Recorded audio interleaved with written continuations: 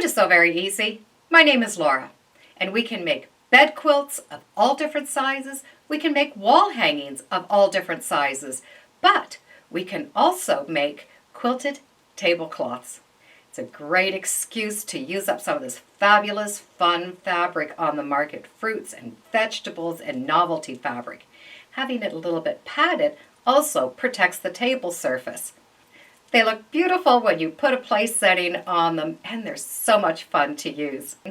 It just gives us one more thing that we get to quilt.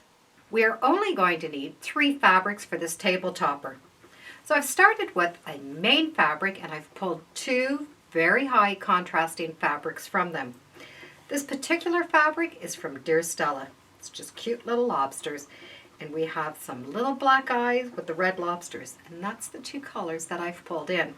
We're going to start by cutting all of the pieces that we need first. Then we're going to construct it a little bit different. We're going to construct the outside pieces first and have them ready so that we can sew the entire quilt top together. The center of the table topper starts with a big square. And this is 18 1/4 inches square. From there we're going to add these big triangles around the outside of that first block. We're going to start with the square at 19 inches and cut it in half on the diagonal. That's going to give us 4 big triangles. And more big squares at 5.5 inches. The red we're going to be needing 12 and the black 4. 2 more black squares cut at 4.5 inches and cut them both on the diagonal, so we will have 4 more triangles. 16 3-inch squares. This is going to be the main focal fabric, so we only have the focal fabric in 2 places. These 3-inch squares and that big square cut as a triangle. 8 black squares at 5 inches cut in the diagonal, so we have 32 of these triangles. This is all we're going to need for the body of the quilt. And we're going to start by making these little pieces with the 3-inch squares and the triangles. We're going to have the triangle go on one side of the square, and the triangle will go on the second side. What we've created is another triangle. Match the top of the triangle up to the top of the square. And it's easier if you stitch from here, coming all the way down. You're going to have a little point at the end. From here, that black can be pressed towards the black side. In order to turn this into a triangle, the next triangle is going to go on the opposite side. It will only work in one direction. We'll be able to match up that top seam, stitch 1/4 inch coming up and off the end. The flat sides will match. We're going to have a big seam allowance here.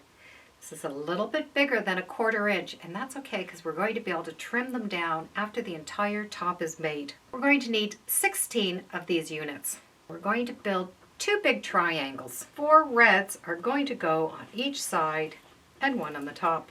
4 of these units are going to go in the corners beside the red, and 4 on each side of the other reds. And to finish that triangle off, the A pieces. It'll be easier if we sew these together in units. Sew the units together in rows. We can put both those corner pieces onto that red square. Sew the 3 squares together and put those corner units on. Once the 2 rows are put together, we can trim off the little dog ears on the ends. We'll have dog ears in this area and 2 dog ears up here. To trim them off, just use that straight edge, line up a ruler, just trim them off with the rotary cutter. You won't need to worry about those dog ears. We're going to trim those off after. We can now sew those 2 rows together. You're going to have some dog ears on the end. That's all right, just sew that 1/4 inch all the way off. This seam can be pressed in either direction. The next is going to be adding the triangles onto this top corner. We need to find the middle of that triangle. Just fold that triangle in half and just rub a little bit with your finger, and you're going to be able to see a little fold mark. Take this piece, match up the seams, find the center. Now those 2 little finger presses can go together. Stitch going right through the entire piece at 1/4 inch. We have 4 triangles, 1 for each corner. The dog ears are still here, and that's okay because we're going to trim them all off after the entire thing's put together. Most quilts we build from the center going out. This is going to be a little bit of both. We've built the 4 big corners. Now we're going to be able to work on the center and then add those corners on.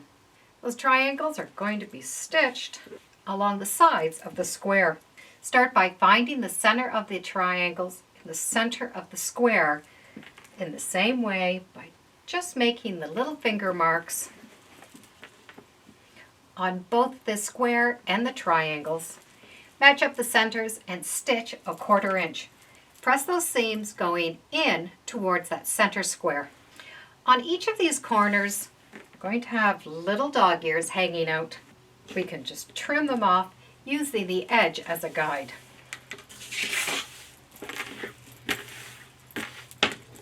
Now we can add those 2 other triangles onto the ends, matching up those center marks and stitching a 1/4 inch down. Press these seams going towards the outside.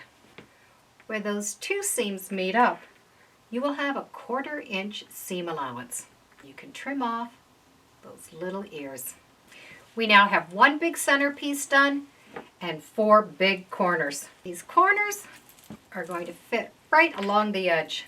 We want to find the center of the square and match it right up to this point and stitch a 1/4 inch. Throughout the quilt I've been using a regular 1/4 inch, not a scant inch, so it's an easy measurement to work with. And do the 2 opposite sides first. As you're stitching these sides down, I would recommend that the center is on the bottom. These edges are bias cut, so they will have a tendency to want to stretch more. And with the feed dogs underneath, it's going to keep them from stretching. Press the seams going out, and by doing that, that's going to make that point look a lot pointier. Trim out the dog ears and put the next side on, matching that center with the center point. The big center is now done. We can add a border all the way around just to finish it off. We still have all of these dog ears hanging out of the quilt, and this is where we get to trim them off. We should have a space between each one of these points and to the edge at about a 1/4 inch. If you used a fat 1/4 inch, they should be pretty much exact. If you used a scant 1/4 inch, you might need to trim them down a bit. The idea is just trimming it nice and straight. I'm going to take a ruler that has a 1/4 inch seam allowance and match up that 1/4 inch to those little points and trim off the extra.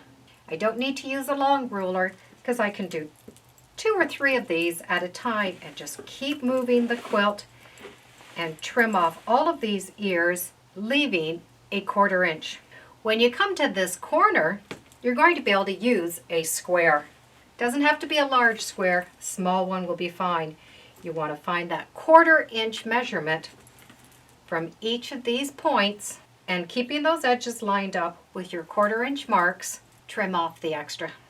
I'm going to take that 1/4 inch mark and match it along those points. And I can even take this and give it a little tug to match up that point, or pull it in a little bit. That's why I only want to do a couple at a time. Just cut off that little piece. You'll be able to do this all the way down to the end. I already have my little ends trimmed. I'll be able to get my square in, match up my sides, making sure I have that 1/4 inch, and trim that extra off. Now I have a nice clean edge and a 1/4 inch seam allowance all the way around. From here, I'm going to put 1 4-inch border on. Put it on the one side first, and the length is going to be somewhere around 36 inches, but measure yours and cut this according to yours. The next border, again, is going to be 4 inches, but this time I'm going to be able to start it on the end and come right down. And the 2 other sides will work out to be about 43 inches. Again, measure yours and cut this accordingly. When they're put on, press the seams going out into this big border. With the border on, we're done. Let's recap the sizes of the pieces that needed to be cut. The center was an 18¼ inch square. The focal fabric was a 19-inch square, and it was cut twice so we could get these triangles. The large squares were 5½ inches. These little focal squares were 3 inches, and these black corners were 5-inch squares cut on the diagonal twice, so we had these triangles. The corners were 4½ inches cut in half. My border, 4 inches. Very simple measurements equals a very striking tablecloth. And for the fabric, the red we needed 1.5 yards. The focal fabric we needed 1/2 yard. The black, 5/8 yard. And for binding, you're going to need 3/4 yard. So for whatever fabric you're going to do your binding on, you're going to need to add 3/4 yard. And that is binding cut at 2½ inches. This big square in the center is really going to make whatever you put in the middle of your table the focal point. So if you have a big flower arrangement or fruit basket, it's really going to highlight that. Your plates would end up being in these points, which means you have these beautiful corners as you set a table. It's a nice, big, bold setting.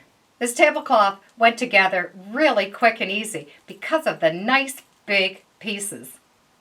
Now, I personally like to put a very thin polyester batting inside, or just flannel. I'll take that flannel and I'll wash it 2 or 3 times before I put it on and make sure it goes in the dryer, because I do plan on putting this in the wash machine and the dryer. I do wash it on a gentle cycle, dry it on a gentle cycle, just until it's dry. Then lay it out and let it finish drying. And to treat the stains, I love Dawn dish detergent. I just squeeze a little bit on before I take the tablecloth off, and that way the stain has been pre-treated before I get to the wash. They're a lot of fun to make, and they're a lot of fun to use. Thank you for joining me today on Sew Very Easy. Feel free to subscribe, and as always, come on back. Let's see what we're sewing next time in the sewing room. Bye for now.